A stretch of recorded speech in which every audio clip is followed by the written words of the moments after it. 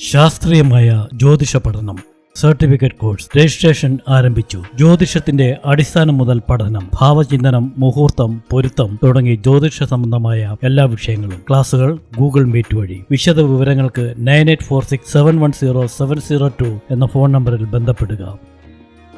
ശ്രീ തൃക്കാർത്തിക ജ്യോതിഷ ഗവേഷണ പഠന കേന്ദ്രം, സ്റ്റേഡിയം ബിൽഡിംഗ്, റൂം നമ്പർ 18, കൊല്ലം 1.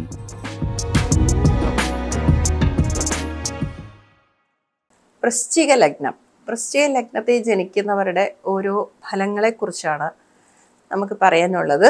വൃശ്ചിക ലഗ്നം എന്ന് പറയുമ്പം നമുക്ക് ചൊവ്വയുടെ തന്നെ ലഗ്നമാണ്, പക്ഷെ സ്ത്രീ രാശിയാണ്. സ്ത്രീ രാശിയിൽ ഒരു ഓജഗ്രഹം ആധിപത്യം സ്ഥാപിക്കുന്ന ഒരു രാശി കൂടിയാണ്. അവിടെ ചന്ദ്രൻ നീചനാകുന്ന ഒരു രാശിയാണ്. അപ്പം ഈ രാശിക്കുള്ള ഒരു പ്രത്യേകത എന്താണെന്ന് പറഞ്ഞാൽ, ലഗ്നാധിപൻ ഭാഗ്യസ്ഥാനത്ത് 9ാം ഭാവത്തിലാണ് നീചനാകുന്നത്. അതേപോലെ തന്നെ ഭാഗ്യാധിപൻ ആയ ചന്ദ്രൻ ലഗ്നത്തിൽ നീചനാകുന്ന ഒരു രാശിയാണ്. ഇതും ഒരു പ്രത്യേകമായിട്ട് ഇവിടെ കണക്ഷൻ വരുന്നുണ്ട്. ഈ ശ്ലോകം ഹോരാധിപൻ എന്തിനാണ് അങ്ങനെ ഒരു കണക്ഷൻ കൊടുത്തത് എന്നുള്ളൊരു കാര്യം ഇവിടെ ബന്ധം വന്നിട്ടുണ്ട്. ഭാഗ്യസ്ഥാനത്ത് ലഗ്നാധിപൻ ഉച്ചനാകുന്നു, ഭാഗ്യസ്ഥാനത്ത് ലഗ്നാധിപൻ നീചനാകുന്നു. ഇങ്ങനെ 2 രാശികളുണ്ട്. ഭാഗ്യസ്ഥാനത്ത് ലഗ്നാധിപൻ ഉച്ചനാകുന്ന ലഗ്നങ്ങളാണ് ചിങ്ങലഗ്നവും കുംഭലഗ്നവും. അതേപോലെ ഭാഗ്യസ്ഥാനത്ത് 9ൽ ലഗ്നാധിപൻ നീചനാകുന്ന ലഗ്നമാണ് വൃശ്ചിക ലഗ്നം. അതേപോലെ ലഗ്നാധിപൻ ഭാഗ്യസ്ഥാനത്ത് നീചനാകുന്ന ആ രാശിയുടെ അധിപൻ ഭാഗ്യാധിപൻ ചന്ദ്രൻ നീചനാകുന്ന രാശിയാണ് ഈ ഒരു രാശി, വൃശ്ചികൻ രാശി. അത് ഏറ്റവും ശ്രദ്ധേയമായ ഒരു കാര്യമാണ്. അത് ഈ ഹോരാധിപൻ സ്പർശിച്ചിട്ടുണ്ട് എന്നുള്ളതാണ്. അത് കാരണകാര്യം സഹിതമാണ് ഒരു ശ്ലോകം എഴുതിയിരിക്കുന്നത് എന്നുള്ളതിൻ്റെ ഒരു പ്രാധാന്യം അവിടെയുണ്ട്. പിന്നെ അതേപോലെ തന്നെ 6ാം ഭാവാധിപത്യം ഈ ചൊവ്വയ്ക്ക് തന്നെ ഉണ്ട്.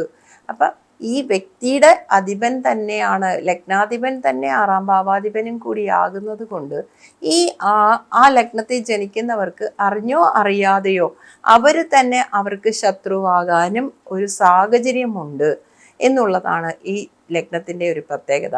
പിന്നെ 2ാം ഭാവാധിപനും 5ാം ഭാവാധിപനും വ്യാഴമാണ്. വളരെ ബുദ്ധിമാന്മാരായിരിക്കും, ക്രിയേറ്റീവായിട്ടുള്ള കാര്യങ്ങൾക്ക് പ്രജ്ഞ ഉള്ളവരായിരിക്കും.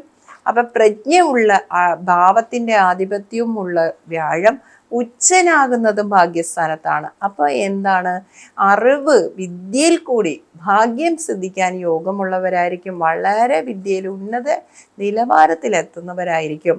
പിന്നെ വേറൊരു പ്രത്യേകത, ലഗ്നാധിപൻ 3ാം ഭാവത്തിലാണ് ഉച്ചനാകുന്നത്. 3ാം ഭാവം എന്ന് വെച്ചാൽ ധൈര്യം, ശൗര്യം എങ്ങനെയൊക്കെയുള്ള ഒരു ഭാവമാണ്. അപ്പം സഹോദര ഭാവമാണ്, ഇളയ സഹോദര ഭാവമാണ്. അപ്പം ധൈര്യത്തിൻ്റെയും ശൗര്യത്തിൻ്റെയും ഒക്കെ ഭാവത്തിൻ്റെ കാര്യങ്ങൾക്ക് കാരകത്വവും കൂടിയുള്ള ഗ്രഹമാണ് ചൊവ്വ. അപ്പം 3ാം ഭാവവും 4ാം ഭാവാധിപനും ഇവർക്ക് ഏറ്റവും പ്രിയപ്പെട്ടവരായിരിക്കും. എന്ന് വെച്ചാൽ ലഗ്നാധിപൻ തന്നെയാണ് 3ാം ഭാവത്തിൽ ഉച്ചനാകുന്നത്. ആ ഭാവത്തിന്റെ അധിപൻ തന്നെയാണ് 4ാം ഭാവാധിപനും. അപ്പൊ ഉച്ചാവകാശമുള്ള ഒരു രാശി കൂടി ആയതുകൊണ്ട് ചൊവ്വ എന്ന് പറയുന്ന ഗ്രഹത്തിന് ശനി എന്നുള്ള ഗ്രഹവുമായിട്ടുള്ള രാശി, ഗ്രഹത്തിന്റെ രാശിയിൽ 4ന്റെ ആധിപത്യം, ഭാവത്തിന്റെ കാര്യങ്ങളെല്ലാം കിട്ടും. എന്ന് വെച്ചാൽ 4ന്റെ കാര്യങ്ങൾ എന്ന് പറയുന്നത് മാതാവ്, സുഹൃത്തുക്കൾ, ബന്ധുക്കൾ, അവരുടെ കാര്യങ്ങൾ, അതേപോലെ സുഖ കാര്യങ്ങൾക്ക് ഉള്ള കാര്യങ്ങൾ കിട്ടും.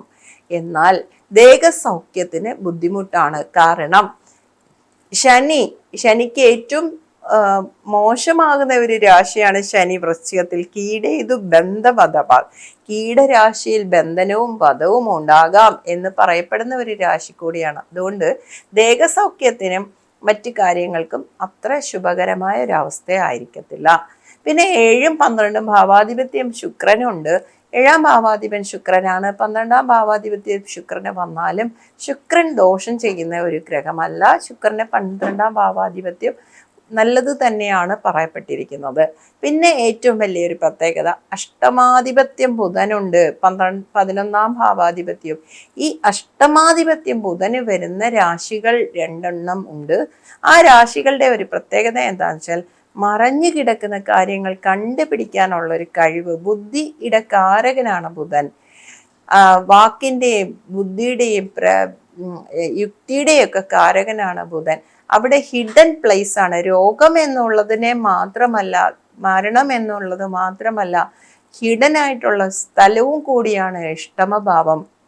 അപ്പൊ ആ അഷ്ടമഭാവത്തിന്റെ ആധിപത്യം ബുധന് വരുമ്പോൾ ആ മറഞ്ഞു കിടക്കുന്ന കാര്യങ്ങൾ അത് ഏത് ഗവേഷണ ബുദ്ധിയോടുകൂടി കണ്ടുപിടിക്കാനുള്ള കഴിവ്, പ്രത്യേകിച്ച് 2ഉം 5ഉം ഭാവാധിപത്യം വ്യാഴത്തിന് വരുന്ന ഒരു ലഗ്നവും കൂടി ആയതുകൊണ്ട് ആ ബുധൻ അവർക്ക് നല്ലത് തന്നെ ആയിരിക്കും, ഗുണം തന്നെ ചെയ്യും. അതേപോലെ തന്നെ വാക്കുകൊണ്ടുള്ള കാര്യങ്ങൾക്ക് അവർക്ക് നല്ല രീതിയിലുള്ള ഇമ്പാക്റ്റ് കൊടുക്കും. 11ാം ഭാവം ലാഭസ്ഥാനത്തിന്റെ ആധിപത്യവും കൂടി വരുന്നത് കൊണ്ട്. പിന്നെ 9ന്റെ കാര്യങ്ങൾ പറയുമ്പം ഗുരു പിതാവിനെയും ഗുരുവിനെയും ഒക്കെ ചിന്തിക്കുന്ന ഭാവമാണ്. അപ്പൊ അവിടെ ഒരു ചെറിയ മോശാവസ്ഥ വരും. 10 എന്ന് പറയുന്ന സൂര്യന്റെ രാശിയാണ്. അവിടെ 10ാം ഭാവത്തിന്റെ അധിപൻ സൂര്യനാകുന്നു.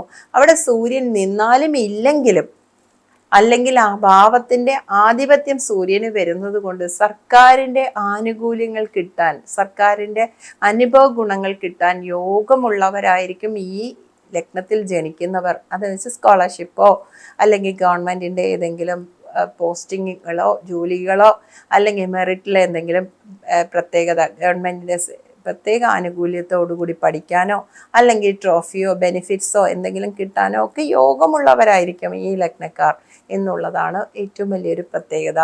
അപ്പം നമുക്ക് ഈ ലഗ്നത്തിന്റെ ഒരു ഹോരാധിപൻ പറഞ്ഞിരിക്കുന്ന ശ്ലോകത്തിൽ കൂടി ഒന്ന് പോയാൽ, പ്രതുല നയന വക്ഷ വൃത്ത ജംഗൂരു ജാനൂർ ജനക ഗുരു വിയുക്ത ശൈശവേ വ്യാധിതശ്ച എന്നാണ് പറഞ്ഞിരിക്കുന്നത്.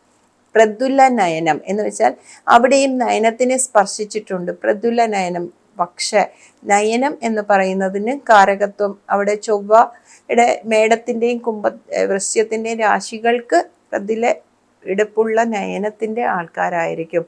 വക്ഷ എന്ന് വെച്ചാൽ നെഞ്ചു ഭാഗം വളരെ ബലവാനായിരിക്കും എന്ന് വെച്ചാൽ ഈ ഷോൾജേഴ്സിനെയാണ് അവിടെ കമ്പയർ ചെയ്യുന്നത്.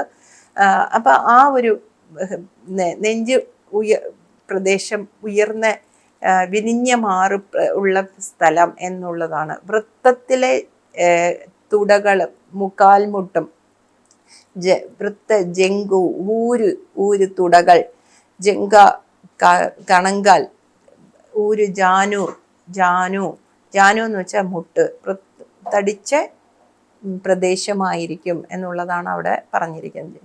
ജനക ഗുരു വിയുക്ത, ജനകനെയും ഗുരുവിനെയും വേർപെട്ടവനായിരിക്കും. ഗുരുക്കന്മാരെയും അതേപോലെ പിതാവിനെയും ജനകനെയും വേർപെട്ടവനായിരിക്കും ഗുരു വിയുക്ത. ശൈശവേ വ്യാധിതശ്ച, അത് എന്തുകൊണ്ട് ശൈശവത്തിൽ വ്യാധി വരുന്നു? ചന്ദ്രന്റെ നീചരാശിയാണ്. ചന്ദ്രന്റെ നീചരാശിയാണ് ആ വൃശ്യൻ രാശി. അവിടെ ചന്ദ്രൻ സൂചിപ്പിക്കുന്നത് രക്തത്തിന്റെ കാരകത്വം ചന്ദ്രനുണ്ട്. മാത്രമല്ല നിസർഗദശ കാലഘട്ടത്തിൽ ചന്ദ്രൻ ഏകദേശം 1 വയസ്സ് വരെയുള്ള കാലഘട്ടത്തിലെയാണ് സൂചിപ്പിക്കുന്നത്. ചന്ദ്രൻ നീചനാകുന്നത് ആ 1 വയസ്സ് വരെയുള്ള കാലഘട്ടം നിസർഗദശ കാലം പറയുന്നു. ചന്ദ്രന്റെ നിസർഗദശ എന്ന് വെച്ചാൽ ചോര കുഞ്ഞ് 1 വയസ്സ് വരെ കൂടുതൽ ബ്ലഡിന്റെ അംശം കൂടുതൽ ഉള്ള, ഹീമോഗ്ലോബിൻ കൂടുതൽ ഉള്ളവരായിരിക്കും കുഞ്ഞുകുട്ടികൾ. അപ്പം ആ ചോര കുഞ്ഞുങ്ങളായിരിക്കുന്ന കാലഘട്ടത്തിൽ ശൈശവേ വ്യാധി ഉണ്ടായിരിക്കും. വ്യാധിദശ പറയാനുള്ള കാരണം എന്താ? 6ാം ഭാവാധിപത്യവും ചൊവ്വയ്ക്ക് വരുന്നത് കൊണ്ടാണ്. രോഗഭാവത്തിന്റെ ആധിപത്യവും ശത്രുഭാവത്തിന്റെ ആധിപത്യം ഈ ചൊവ്വയ്ക്ക് വരുന്നത് കൊണ്ടാണ് ശൈശവേ വ്യാധിദശ പറഞ്ഞിരിക്കുന്നത്. നരപതി കുല പൂജ്യ, രാജാവിനാൽ ആദരിക്കപ്പെടുന്നവൻ, പൂജിക്കപ്പെടുന്നവൻ, അംഗീകാരം കിട്ടുന്നത്. അന്ന് രാജാവിനെ പറഞ്ഞെങ്കിൽ ഇന്ന് ഗവൺമെന്റിനെ ഞാൻ പറഞ്ഞത് അതുകൊണ്ടാണ്. സർക്കാരുമായി ബന്ധമുള്ള കാര്യങ്ങൾക്ക് 10ാം ഭാവത്തിൽ ഒരു ദിഗ്ബലം ഉള്ള ഒരു രാശിയാണ്. ദിഗ്ബലം കൊടുക്കുന്ന ഗ്രഹമാണ് സൂര്യൻ. ആ സൂര്യന്റെ രാശിയിൽ ആ ഒരു പ്രാധാന്യം കൊടുത്ത് തന്നെ നമുക്ക് ചിന്തിക്കണം. പിങ്കല എന്ന് വെച്ചാൽ ചുമന്ന ആ താമ്ര നിറത്തിന്റെ കണ്ണുകൾക്ക് പ്രാധാന്യമാണ്. അതാണ് പിങ്കല. ക്രൂരചേഷ്ടകൾ, ക്രൂരമായ പ്രവർത്തികൾ ചെയ്യാൻ താല്പര്യപ്പെടുന്നവരാ എന്ന് വെച്ചാൽ മറ്റുള്ളവർക്ക് ശത്രുക്കളായിട്ട് കണ്ടു കഴിഞ്ഞാൽ അവർക്ക് ക്രൂരമായിട്ടുള്ള പ്രവർത്തികൾ ചെയ്യാനുള്ളൊരു പ്രവണത ഉള്ളവരായിരിക്കും. നരപതി കുല പൂജ്യ പിങ്കല ക്രൂര ജേഷ ചശകുലി ശകാംഗ ചെന്ന പാപോ അള്ളിജാത എന്ന് വെച്ചാൽ മത്സ്യത്തിൻ്റെയോ മൃഗങ്ങളുടെ കക്ഷിയുടെയോ പിന്നെ അതേപോലെ വേല് അങ്ങനെയൊക്കെയുള്ള അടയാളങ്ങൾ, അത് അംഗലക്ഷണമായിട്ട് തന്നെ നമ്മൾ പറയണം. അധ്വാനിക്കുന്നവരുടെ കരങ്ങളുടെ അവസ്ഥ കൊണ്ടാണ് ആ കൈകൾക്ക് ആ പാടുകൾ പറഞ്ഞിരിക്കുന്നത്. അത് ചൊവ്വയുടെ കാരകത്വമായിട്ട് തന്നെ നമുക്ക് കാണണം. ജോലി ചെയ്യുന്ന കരങ്ങൾ എന്നുള്ളതിൻ്റെ അർത്ഥമാണ്. ചന്ന പാപോ അളിജാത എന്ന് പറഞ്ഞാൽ പാപകർമ്മങ്ങൾ ചെയ്തിട്ട്, ഏതെങ്കിലുമൊക്കെ പാപകാര്യങ്ങൾ ചെയ്തിട്ട് മൂടി വെക്കാൻ കഴിവുള്ളവരായിരിക്കും. അളിജാത, അളി എന്ന് പറഞ്ഞാൽ വണ്ട് അല്ലെങ്കിൽ തേള് എന്നൊക്കെയുള്ള ഒരു അർത്ഥം. ഈ രാശിയിൽ ജനിക്കുന്നവർ എന്നുള്ളൊരു അർത്ഥമാണ്. പാപകാര്യങ്ങളൊക്കെ ചെയ്തു കഴിഞ്ഞ് മറച്ചു വെക്കുന്നവർ എന്നുള്ളത് കൂടാതെ ഏതെങ്കിലും പോലീസ് അല്ലെങ്കിൽ അതുപോലെ അധികാര സ്ഥാനങ്ങളിൽ ഇരിക്കുന്നവർ ഡിറ്റക്റ്റീവായിട്ട് എന്തെങ്കിലും കാര്യങ്ങൾ കണ്ടുപിടിക്കാനുള്ള ഒരു സാഹചര്യങ്ങളൊക്കെ ഉണ്ടെങ്കിൽ അവരുടെ കയ്യിൽ നിന്ന് ന്യൂസ് ചോർന്നു പോകത്തില്ല. മറ്റ് വാർത്തകൾ ചോർന്നു പോകാതെ മൂടി വെക്കാനുള്ള കഴിവ് ഉള്ളവരായിരിക്കും എന്നും കൂടി അവിടെ നമുക്ക് ചിന്തിക്കണം. ഇതാണ് വൃശ്ചിക രാശി ലഗ്നമായിട്ട് ജനിക്കുന്നവർക്ക്. ആ വൃശ്ചിക രാശി ലഗ്നത്തില് വിശാഖം, കാല്, അനിഴം, തൃക്കേട്ട നക്ഷത്രങ്ങളിൽ ജനിക്കുന്നവർക്ക് നക്ഷത്രം മാത്രമല്ല ലഗ്നത്തിന് സൂക്ഷ്മമായിട്ടുള്ള ഫലം കിട്ടുന്നു എന്നുള്ളത് കൂടി മനസ്സിലാക്കുക എന്നുള്ളതാണ് എനിക്ക് ഈ വൃശ്ചിക രാശി ലഗ്നമായിട്ട് ജനിക്കുന്നവരുടെ ഫലം പറയാനുള്ളത്. ശാസ്ത്രീയമായ ജ്യോതിഷ പഠനം സർട്ടിഫിക്കറ്റ് കോഴ്സ് രജിസ്ട്രേഷൻ ആരംഭിച്ചു. ജ്യോതിഷത്തിന്റെ അടിസ്ഥാനം മുതൽ പഠനം, ഭാവചിന്തനം, മുഹൂർത്തം, പൊരുത്തം തുടങ്ങി ജ്യോതിഷ സംബന്ധമായ എല്ലാ വിഷയങ്ങളും. ക്ലാസുകൾ ഗൂഗിൾ മീറ്റ് വഴി. വിശദ വിവരങ്ങൾക്ക് 9846710702 എന്ന ഫോൺ നമ്പറിൽ ബന്ധപ്പെടുക. ശ്രീ തൃക്കാർത്തിക ജ്യോതിഷ ഗവേഷണ പഠന കേന്ദ്രം, സ്റ്റേഡിയം ബിൽഡിംഗ്, റൂം നമ്പർ 18, കൊല്ലം 1.